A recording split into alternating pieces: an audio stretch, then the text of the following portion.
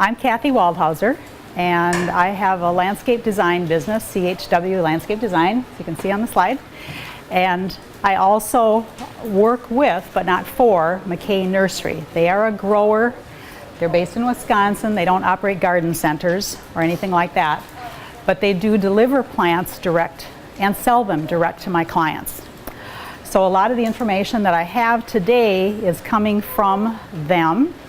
I like to use them because, as the title says, hardy and easy. That's what they specialize in. And that's the type of landscaping that I specialize in as well. So that works well for me. And if you have been going to some of the other vendors today or seminars, most of them I think are about remodeling. And when you remodel, you always figure out, okay, how am I going to use my house? How am I going to use the spaces in it? How do I want them to work for me and my family? And yes, also, what color do I want the couch to be, and all of those things, but that's secondary. And landscaping is the same way. How are you going to use your yard? What types of materials and plants are going to make it as useful as possible? Do you spend time there? Do you have time for maintenance or not? Many people don't anymore. Hence the hardy and easy. So it's the same thought process, it's just you're doing it outside instead of inside. So today, most of what I'll have in my presentation is pictures of plants. I've picked these plants because they are hardy. They're geared for our zone, which is zone 4, if you know anything about temperature zones. Plants have to survive down to 25, 30 degrees below Fahrenheit. And these will. Last winter, we got some surprises. We all thought it was warmer in Minnesota. Well, it's not all the time. They're hardy. They are also relatively disease-free. And I think that's, go to my next slide. Oh, okay, there we go. So they're acclimated to our winters. If they're put in the right place and they're the right size, so they're not overly crowded, they have the right amount of wind, sun, etc., and water, they will be hardier than if they don't have those things. The wrong plant in the wrong place is not going to do as well. And I like to use plants that are relatively long-lived, so you're not having to replace them, especially if it's a tree. Less so if it's a perennial, but even perennials. Most people don't have time to be out there replacing stuff all the time. They don't want to do that. And sometimes we go for deer resistant, or rabbit resistant, but that's always questionable. Okay, I started with what are you doing when you landscape, and the analogy to remodeling or building a home. Plants have a purpose in the landscape, just like a sidewalk or a driveway or a patio. They have purposes in addition to being pretty to look at. That's what we all want at the end of the day, but they have other purposes as well. They can frame a space overhead as well as the sides and the ground. They can form the walls of your outdoor room and the ceiling of your outdoor room if you want that. They can also block or mask noise and wind and views that you don't want in or out of your space. Plants are very good for that, and sometimes a cheaper way to do it and prettier than a fence or a big wall. They can stabilize slopes. If you have lots of slope areas here, particularly close to the river, you have slopes in your yard, hard to maintain. You have water runoff or soil runoff. It's good to have the soil covered with plants or a mulch type ground cover, something that keeps water from running off and keeps the sun from baking it. We also use plants for just their beauty. And their beauty comes from a couple of sources. One is the shape of the plant. Many people who do their shopping based on the flower that they see the picture of, or the flower that's on that plant in that little bitty pot in the garden center, have no clue what it's going to look like when it gets big. And then they don't like it. They liked the flower, but they don't like anything else about it.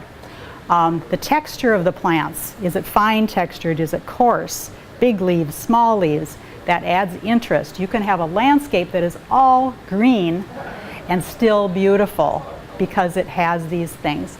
And color, of course, for those of us who want some extra color. And a new interest these days, because we're becoming more aware of it, is what is my landscape doing to support pollinators, birds. I don't know of anybody that doesn't like to see birds in their yard. And sometimes food for humans, if you're into that, gardening for yourself. I get my groceries at a grocery store, but many, many people like to grow things in their yard. Okay, so the different purposes. Now I'm going to run through, and if you did everyone pick up a handout on the way in? If you didn't, I'll just pass a few. You don't have to take notes or remember stuff. And this doesn't totally correspond to the presentation, but you can refer to it later if you wanted to say what was that or what was in that list. The first section here are plants that will provide shade on your house or on a hot surface, a hot area in your yard, or they will canopy a space to make that ceiling that you're going to sit under like a room. And I'm picking out plants here that maybe are not used that often. They're not as common, but they're good plants and they are good replacements in this case for some things that have been overused. An example of an overused plant is maples. Everybody in Minnesota has got to have one red or orange maple tree.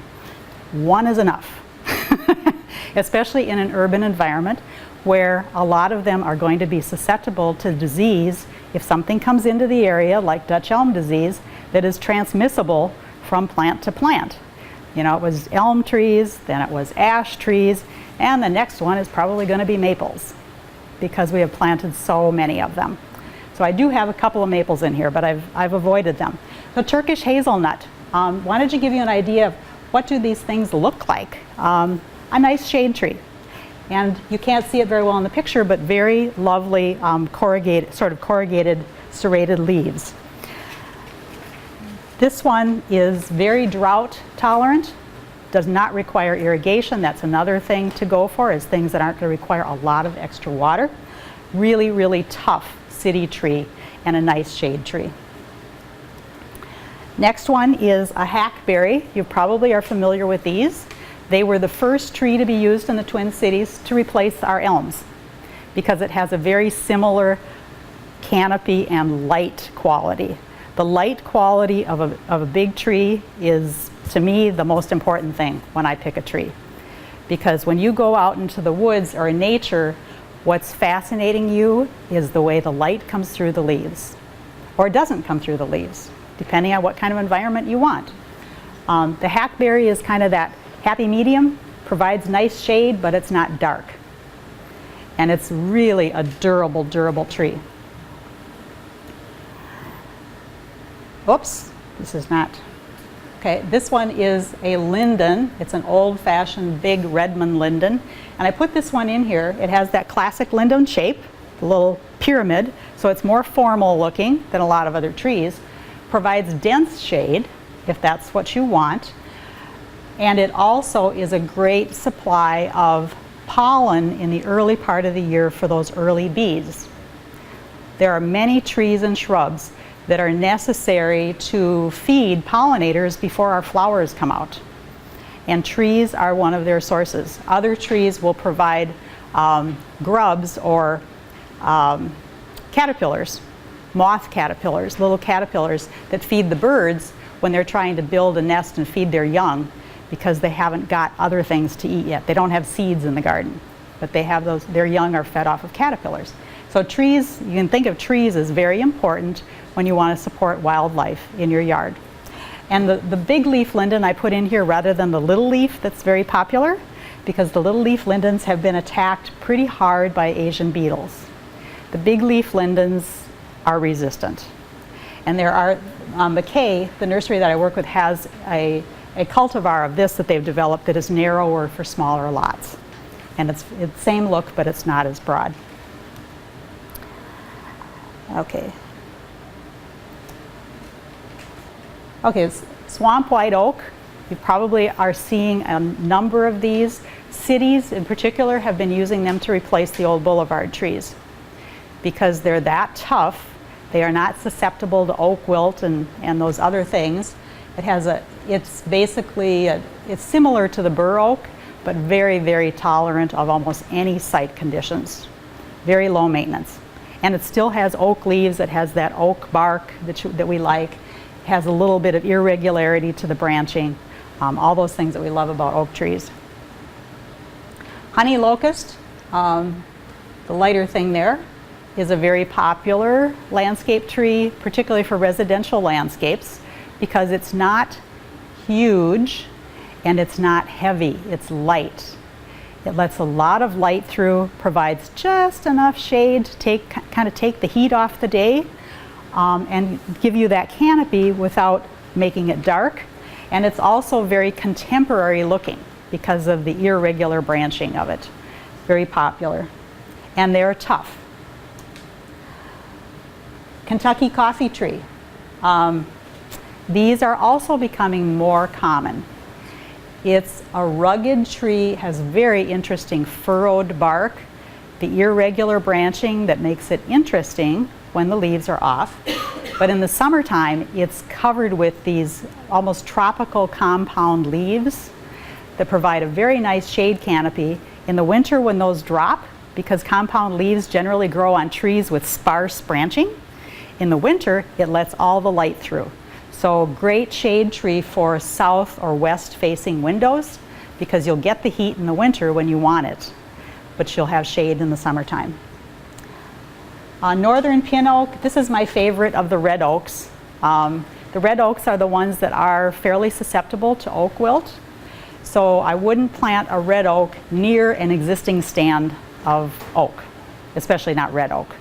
But plant it in isolation, because oak wilt is spread through root grafts through the soil. Planted in isolation, it should be fine. And they're just gorgeous. And this is the fall color that's very typical. Those leaves stay on. The brown, as they turn brown, they'll stay on through much of the winter. So you have something really interesting. There's the more common red oak, a little bigger tree, more round. Okay, this is the one maple I think I put in here. Red Sunset is an example of a red maple. There are many cultivars of our native red maple, and they are beautiful. They are not as dense and dark as a lot of maple trees that have bigger leaves and more branching. These are a little thinner, so I like them. You just have to be a little careful about where you put them. They're not as forgiving as other trees, as are most maples except a silver maple. And don't plant those. Okay, just coming back to this to remind myself where I'm at. Okay, the next one is privacy, windbreaks. Hey, common one, Arborvitae, see in the back? Those things are going to get, that's a dark green Arborvitae, that is going to get big enough to cover the house behind this garden. And relatively fast, it's fast growing. You don't put them out though where they're going to get winter wind and sun. That desiccating wind, not good for Arborvitae. This is a small one that you can put more in a patio space or use it as an accent. A pretty tough little tree. Again, I wouldn't put it in the northwest corner of the house, but this will go most places, and as you can see, they grow tightly. You don't prune these, you just put them in, make sure they get enough water, and they're fine. That one was a home strip, if I didn't say that. A third one, Brandon, is sort of in between the dark green, which is giant, and the holmstrup, which is relatively small. The holmstrup is what we call a dwarf. It will only get maybe 7 feet tall. This one will get to about 12 feet tall, but it's a really durable one. It will take more sun and wind than a lot of other Arborvitae. As you can see, it's really out in the open here. The one to stay, an example of an Arborvitae to stay away from is Emerald. And it is probably the most commonly sold Arborvitae in at least the big box garden centers. Sometimes they will be okay in the right site, but you really have to be careful with them. They're not for this zone and our weather. Another plant that's great for screening, especially if you don't have a big space in which to do it, is upright juniper.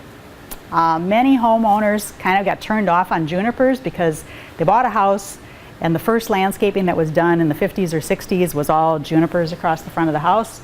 And I go in and I meet with them and they say anything but a juniper. Okay, we can leave them out, but they really have some nice things to recommend them. The upright ones don't take a lot of space. They add another texture and color to your landscape. They're generally grayish or bluish. And they're durable, more durable than an arborvitae. Once they are established, you do not need to water them. They will take more sun and wind than an arborvitae. So don't discount the junipers. True, you don't want to go up and touchy-feely them because they're very prickly, but you don't prune them anyway, so there's no need to touch it. This is the same thing. This particular one is called Star Power. I think I put it on your sheet, which is a little unusual for a juniper in that it's fast growing. Most junipers are very slow. Many of us are more concerned either because of age or how long we're planning to be in the house, that we get to enjoy it before we leave. And this one grows fast. Black Hills Spruce. These are kind of small ones. They're on a berm planted for screening the driveway from a very busy house from a very busy street. And the Black Hills Spruce are the best of the spruce that will grow in Minnesota. Colorado spruce, particularly the bluer ones, and blue just happens to be, you know, they pick the ones that look the most blue, but they're all Colorado spruce, are not doing well in our urban environment. They don't like heat and humidity. What do we have in Minnesota in the summer? Heat and humidity. They don't like that at all. So they're not doing well. They tend to decline relatively quickly unless you really are babying them, giving them a lot of irrigation, a lot of air circulation. And most of us don't have the space to do that. And we don't want to be watering that much. So Black Hills is the tough one. Upright or another columnar plant for smaller spaces are birch. This one, white spire, can be grown in a very narrow space. If you want something like that for screening, you plant multiples of them. Plant a little grove or plant them in a row. They don't take up very much space. And in this case, we planted them because they have really almost a 3-story house, faces west. They lost all their trees for shade, and they're a little bit older, so they didn't want to wait for a new shade tree to get up there. So we put in these birch because in a few years they will have shade on their front windows. And that white birch is durable. Unlike the old paper birch that we've seen a lot of them dying off, the white spire is a tough, and it does have the white bark that the others have. A river birch, very common. Interesting because of the bark. It needs more space than the white birch. So you can use it for screening as long as you have space for that. Or you can trim it up and use it as more of a small canopy tree overhead. And what else can I say about these? That's about it. But these are really tough. They'll tolerate a lot of different situations. And that's the more, when it's by itself, you can kind of see the form. It does need some space. Large shrubs can also be used to screen, block a view, or to define a space. This one, I like the color of it, and it is prunable to a hedge if you don't have space for this. This is Cotoneaster, and I'm probably saying that wrong, but I call it Cotoneaster. This is the fall color. It has fruit for birds. It blooms in the spring. There's nothing not to like about it. It's very tough. This one is a 9-bark, one of the purple 9-barks. This is large enough to also use to screen a view or break up a view or define a space, and it is one of the ones that's fairly vertical growing too. Nice for its color. It looks nice in the winter. Always pay attention when you're buying a shrub that's in kind of a focal point. What does this thing look like when it doesn't have any flowers or leaves on it? Some of them look awful. This one does not. It actually looks nice in the winter. So I like that one. And there are many small varieties of it for smaller spaces, you know, down to a little 2-3 footer for other gardens. Okay. Then I have This next batch is those things that we plant more for interest, which I think is where most of us want to start when we're doing landscaping, is how pretty is it. So here's something that's just interesting.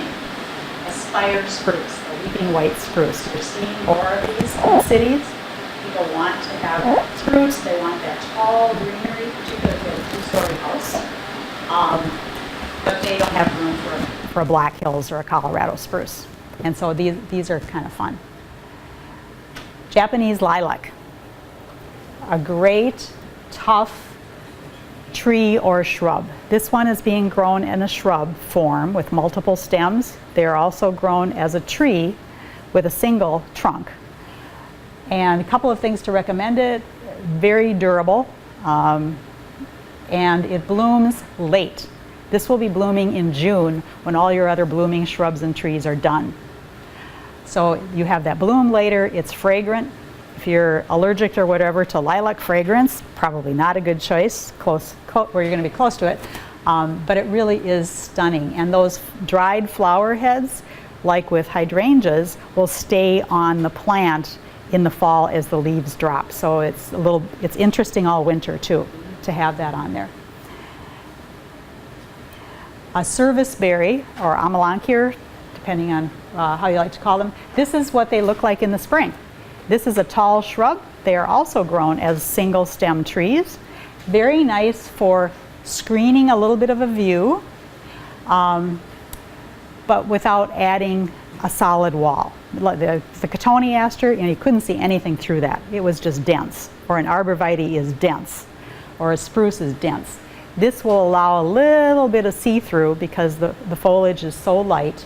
And after it blooms in the spring, then it's a green plant. It has fruit for birds later in the summer, and it has a gorgeous red leaf in the fall. So very interesting, until you get to winter. Okay, one of our most popular accent plants in Minnesota landscapes is crabapples. And people still want crabapples. You can't beat them when they bloom in the spring. Many of the new cultivars now have been bred to have fruit, whether it's yellow, orange, or red, or a purplish fruit that stays on into the winter. And the birds love them. Unfortunately, squirrels love them too. But if you have that fruit hanging out in the winter, it adds a little bit of pop to your landscape. And this one is one of the darker leaved ones. So after the bloom is done, it will also add color to your landscape. There are several varieties that do that. And then there's white ones, and they're generally either some shade of pink or white. And this is another hazelnut. It's a young one, so it's not very representative of what it's going to look like. But it has the same durability and site tolerance that the hazelnut tree has, only it's a shrub and it's purple. So this one is called Purple Haze. Would love to have one of those in my yard. This is another of the 9 barks, and I put it in here so that you could see what they look like when they bloom. This one is Summer Wine. It was the next one that was bred after the Diablo, that big one. This is shorter, but it's super wide.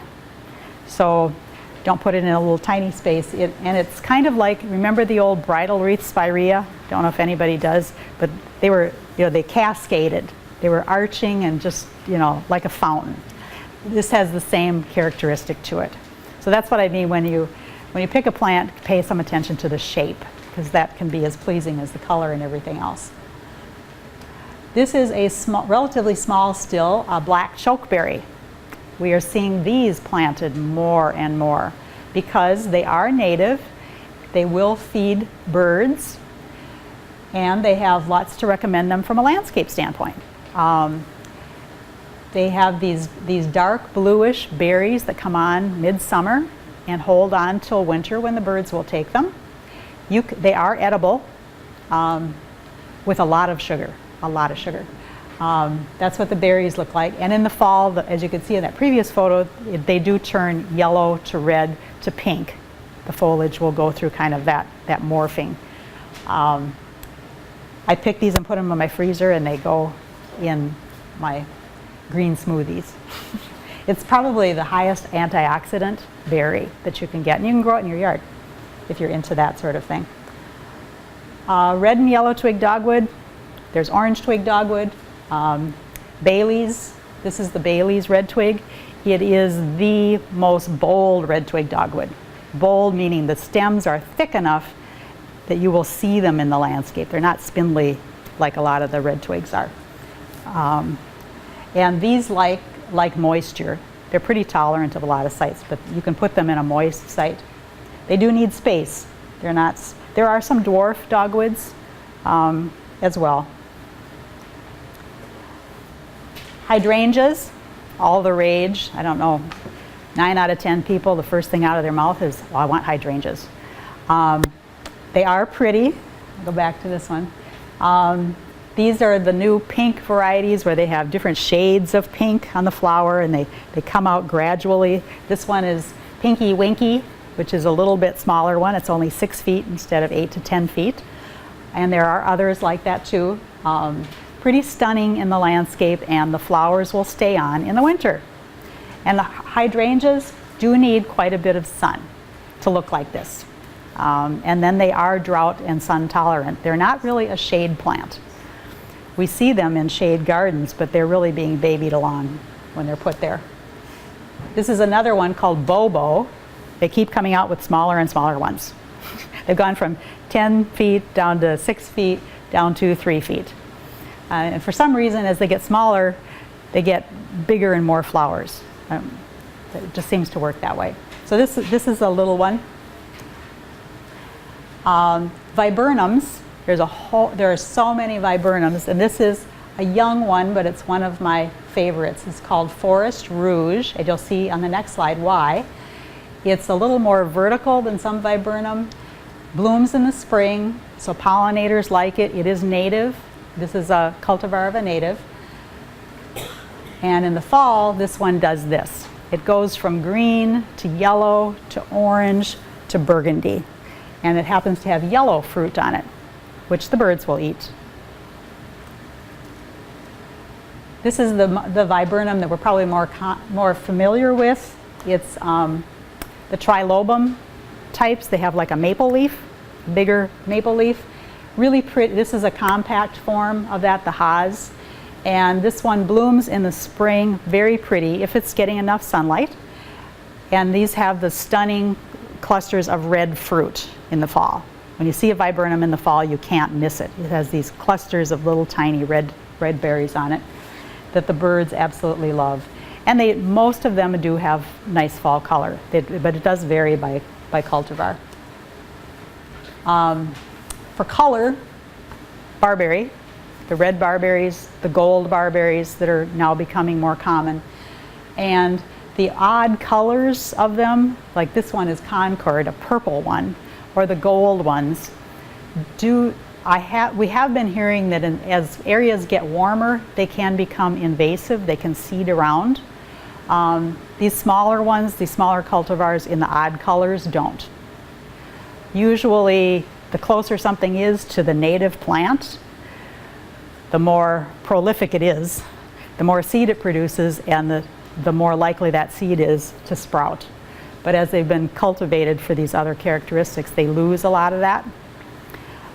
So if you hear people say, oh, don't plant barberry because it's on the invasive plant list, well, some areas of the country it is.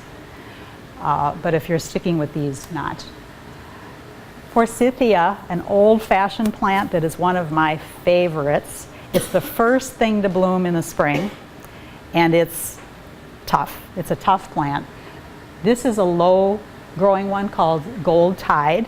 You can tell they're kind of a messy-looking plant. So if you like things neater, you need to cut them back on a regular basis, but that's not that hard to do. And you do it once a year or every couple of years. And this is what you'll get in the spring, usually in April, even in Minnesota. This is another Forsythia. This one is called Citrus Swizzle, and it's variegated. So it has gold edges on, and this is also a small plant. And these are all, Forsythia are all a little bit shade tolerant too, which makes them more versatile. Back to the junipers, putting in another plug for juniper. This one is called Gray Owl, and I like it as well as some others because it has a graceful form. It looks softer than it is in the landscape, as opposed to like it's coming out to poke you. And it's very, very blue. So it's an interesting color. This is Arcadia. It's actually a little greener than this.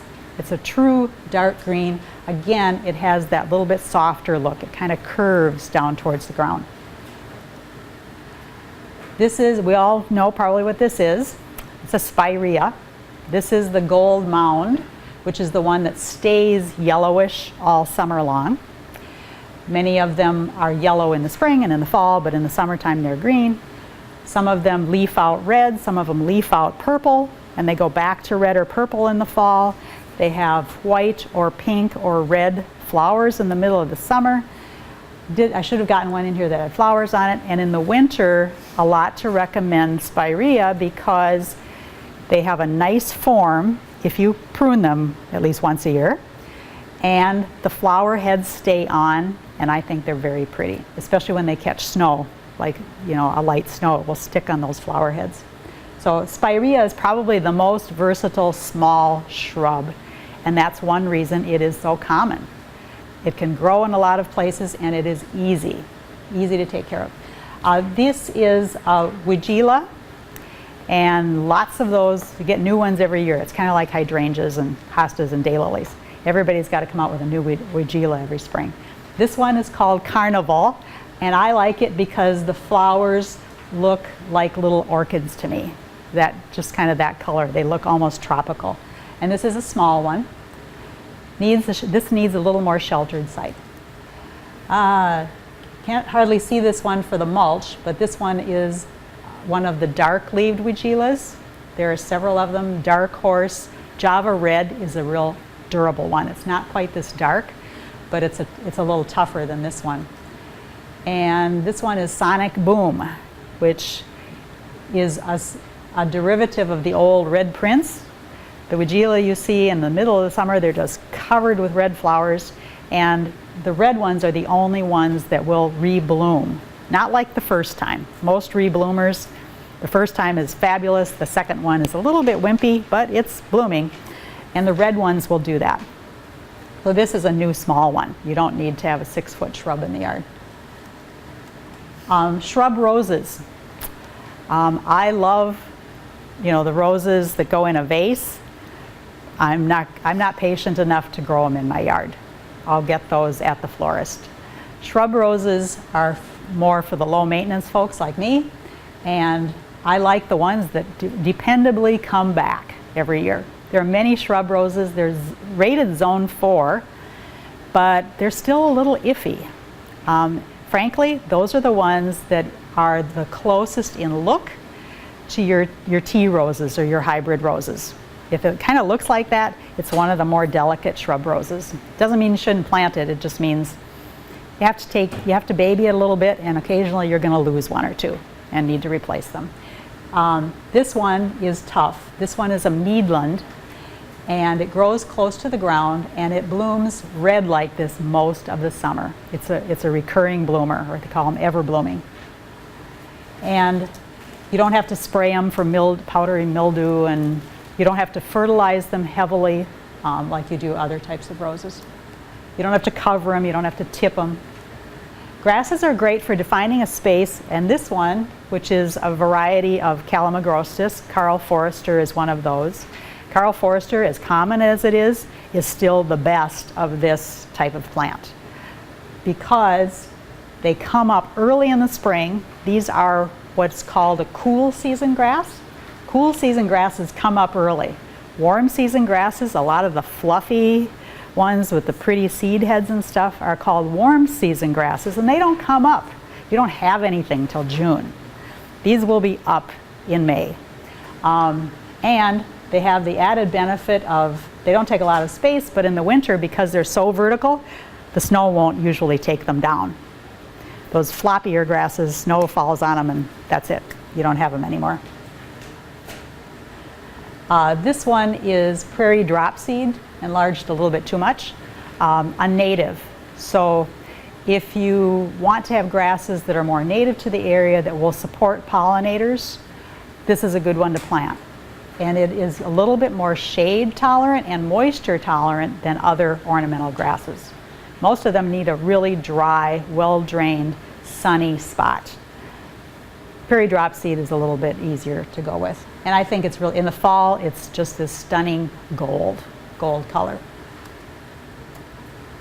Okay, getting into some things that are more perennial here. Catmint. This one is Walker's Low. There's another one, I think, that's even a little bit smaller now. Blooms blue most of the summer until you have frost in the fall. You will have this in your border. And the bees and butterflies love it. The native catmint spreads like wildfire. These do not. I have the native stuff. I'm still trying to get it out of my garden. I hated to take it out though, because in the fall it is just covered with bees and butterflies. Lady's mantle, an old perennial, nice thing for the front of the border. Different texture, large leaves, kind of like a hosta. Takes more sun than hosta. And the leaves are kind of fuzzy, so they have this matte finish to them. When it rains, they'll catch raindrops, or in the morning they'll catch the morning dew and they'll kind of sparkle. And then when they're blooming, you have this lovely chartreuse bloom on them, but very easy maintenance. Coral bell, another good versatile perennial for most gardens. These usually, most of them need a little bit of shade. A hot sun isn't the best for them. Purple Palace likes it pretty sunny, but most of them need a little bit of shade. And the blooms, can't remember which one this is. I should look at it. This one is called Timeless. The blooms, you know, they're not there all summer. They are great for cutting for floral arrangements, coral bell. So I kind of like things that you can bring in the house when you want to. This is one of the dark-leaved ones. This one's called Blackout. It's probably the darkest of the coral bells for people who are into that. And Rudbeckia, the black-eyed Susan, easy, does need sun. Will take a little bit of shade, but it needs quite a bit of light. Again, bees, butterflies like these two. And this one is called Deanii. The reason I put this one in here, although I don't know you could, is you'll notice the foliage on Goldsturm, the one that's planted the most, is all kind of down at the bottom. And it's really pretty. You know, the flowers stand up and then you have these big leaves down around the bottom. Gets a lot of leaf spot. This one doesn't, but it is a different sort of a plant, so you would put it in a little different site. The Goldsturm is good where it gets lots of circulation and it's kind of set out by itself. And you see it that way in a lot of commercial landscapes where it's planted in rock or in mulch and there's nothing close by it. And they do quite well there. In a lot of our home gardens, they're going to be a little more crowded, and then, you know, that disease comes into the foliage, and this one doesn't. False, well, the blue version of this is called false indigo, but this is Baptisia, a long-lived perennial. This is a prairie plant, puts down deep roots, one of those things that once you put it in, it is there forever. You're not transplanting it. And I like this one because it's yellow. There's blue, white, yellow, and pink. And this is a newer one, the yellow one. And the other thing about Baptisia is the plant itself looks like a bush, and it's very pretty, and it's kind of blue. So they've got this blue foliage, and in the winter, the seed heads form pods like an iris does, like a Siberian iris, and those pods stay on it, and the whole plant gets very, very dark. The leaves will stick on, they'll get dark, and those pods will stay there. Daylilies, can't skip over daylilies, but this one is Apache. This one looks more like, it actually looks like a rose or a peony. It's called Ceylon Peony. And keep in mind though, when you're looking at flowers, what's the plant that I get with the flower? because the plant you're going to have, particularly if it's a perennial, you're going to have that maybe from May to October. You're going to be looking at the plant. You're going to be looking at the flower for a few weeks at best. So like what the plant does for your landscape or your garden as well. And daylilies, it has that nice strappy foliage, so it's good if you don't have other strappy things around it in your landscape. But they're easy, they're movable, they're dividable,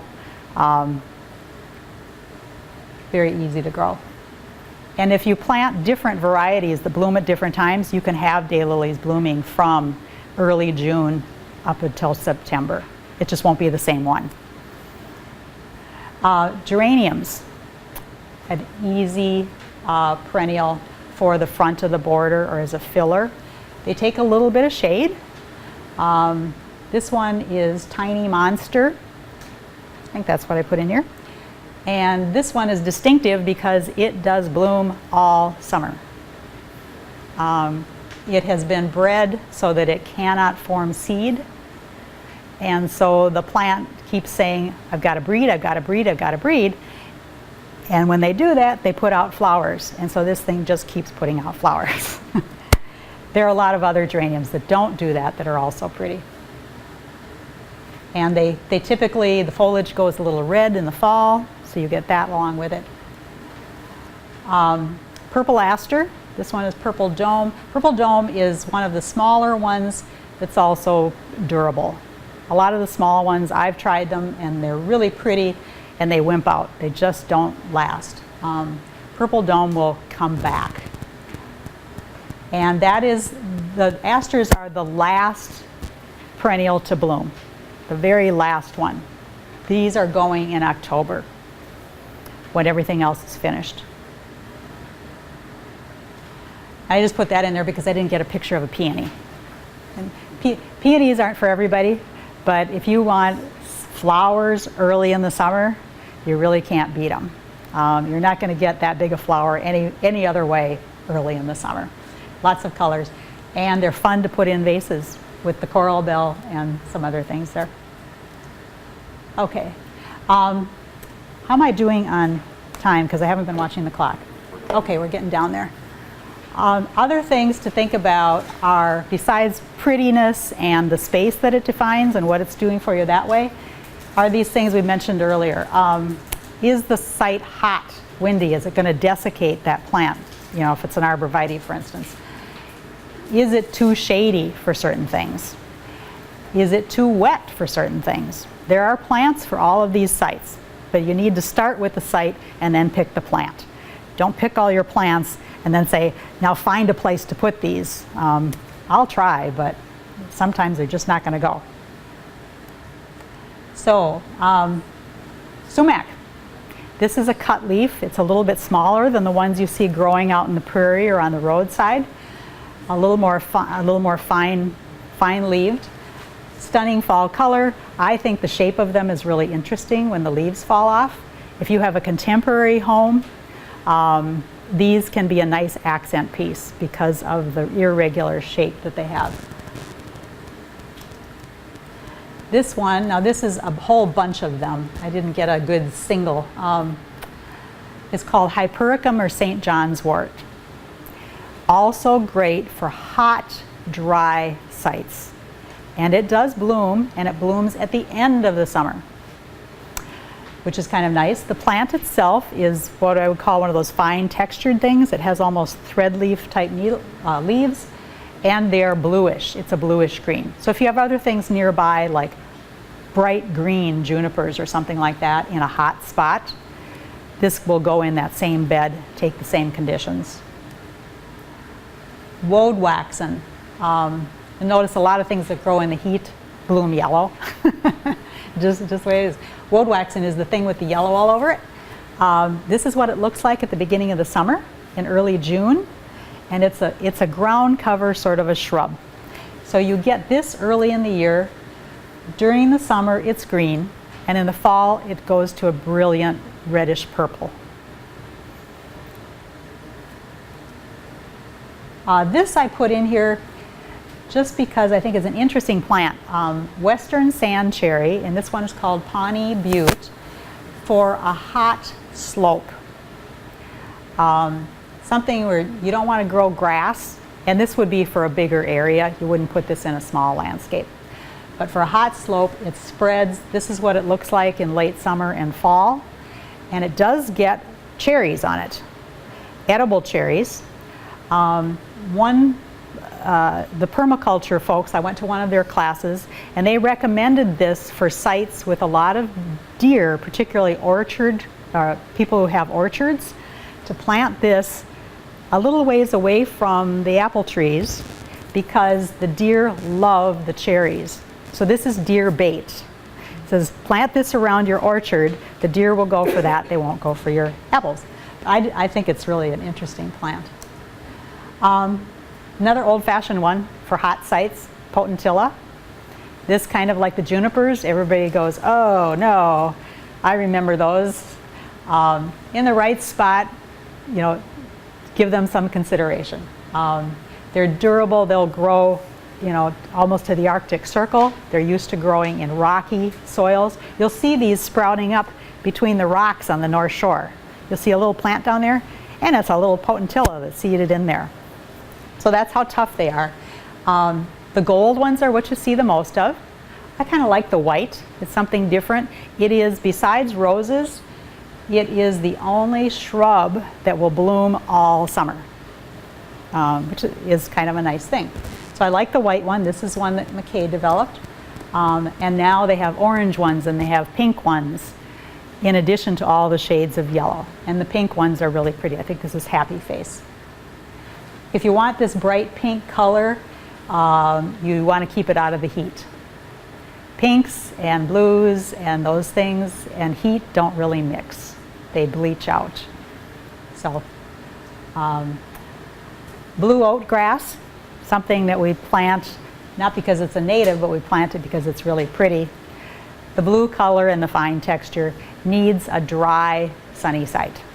No extra moisture on this one. And this is a personal favorite of mine, Yucca filamentosa, or Adam's needle, I think is the common name. You can see it looks like a desert cactus, and those leaves, they have the same characteristic as iris, which is kind of nice in the garden. You have these spiky things sticking up out of your garden, and it's actually evergreen. Those are there year-round, although they will flop a bit in the winter, but they're there year-round.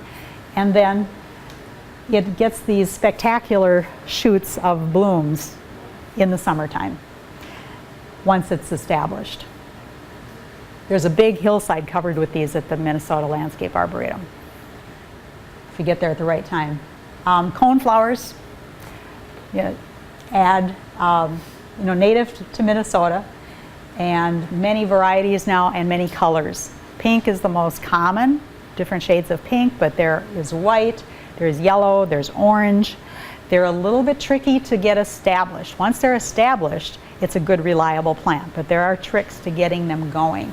Mainly, you plant it, the year you plant it, don't let it bloom. And that's true of a lot of perennials that need to put down a deep root. The bloom takes too much energy. The plant will send all of its energy up to those flowers. You want all the energy on these things to start down into the ground. So just clip those flowers off and wait a year. This is my favorite coneflower, is the white one. I just love it. It has a little bit of that chartreusey color to it that adds something to almost any garden. I really like these.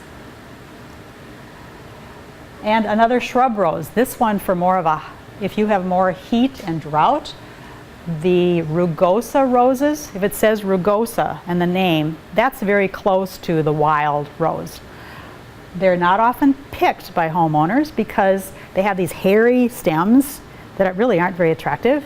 And the foliage, as you can see, isn't the glossy dark green foliage. It's a little more textured. The flowers are still spectacular, but these are tough shrub roses. And some of these are climbers, some of them grow to be 6-8 foot shrubs. The smallest ones are probably 3 foot of this type.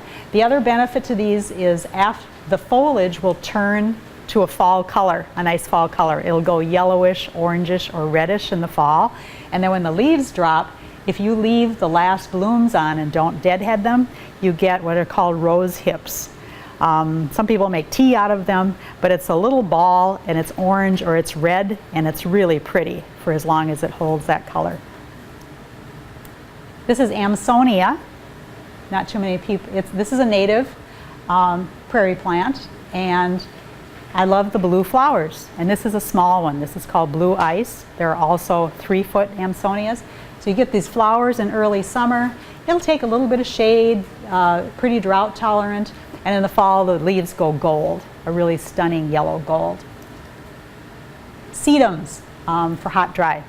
These are the creeping sedums. This one is lemon drop, and there's also a Cotacola over on the right, which is bluish and blooms in the fall. The Cotacola blooms pink in the fall. This one blooms in the summer, and then there's a red one there too. Red dragon, I think that is. And the upright sedums. This one, Matrona, is a little different. The stems are red. The foliage has a little bit of a bluish and red cast to it. And the flowers are more pastel than the Autumn Joys and those Autumn Fire that turn real orangey pink. This one is a little bit lighter. But drought tolerant, come up early in the spring. So if you have a kind of a garden that's you're waiting for stuff to show up, this will be there right away. And they are the last thing to bloom before the asters in the fall. Shade plants, and I will wrap up very quickly. Blue beech, small tree, blue beech, or also called American hornbeam. Nice understory tree for shady spots. If you want a tree in the shade, this is a good one. Great fall color, as you can see from this little one. Fernleaf buckthorn, shade tolerant. It's a large shrub or small tree. If you want to keep it neater looking, it does take some pruning, but easy to grow and shade tolerant. Arrowwood viburnum, shade tolerant viburnum. This is the fall color. It will eventually morph to pinky, a little bit of a pink color. Fruit, flowers, all that stuff.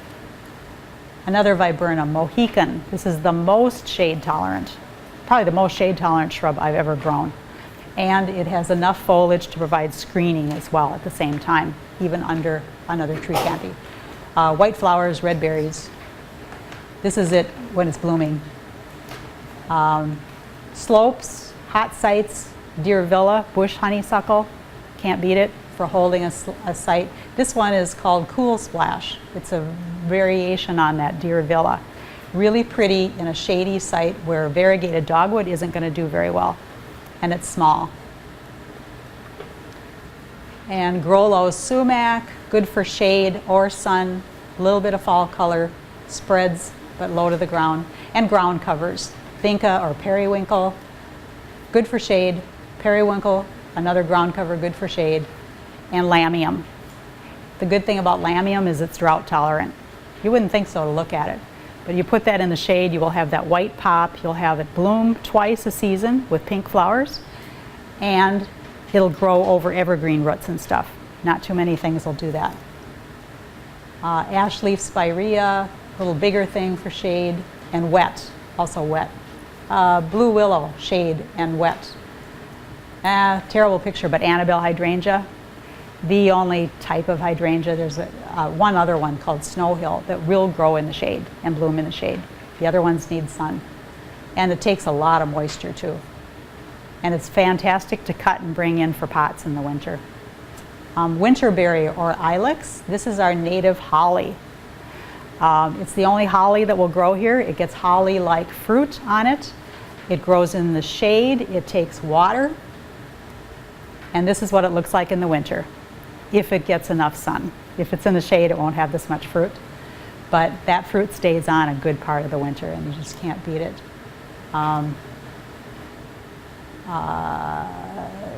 Lost my place. Oh, yeah, witch hazel.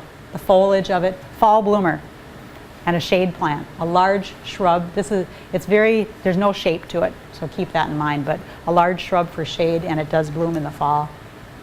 Ferns, of course, we know about. Astilbe for shade, and milkweed. The rose milkweed is one of the prettier ones that will feed butterflies. and will grow in a wet spot like a rain garden. I think that's it.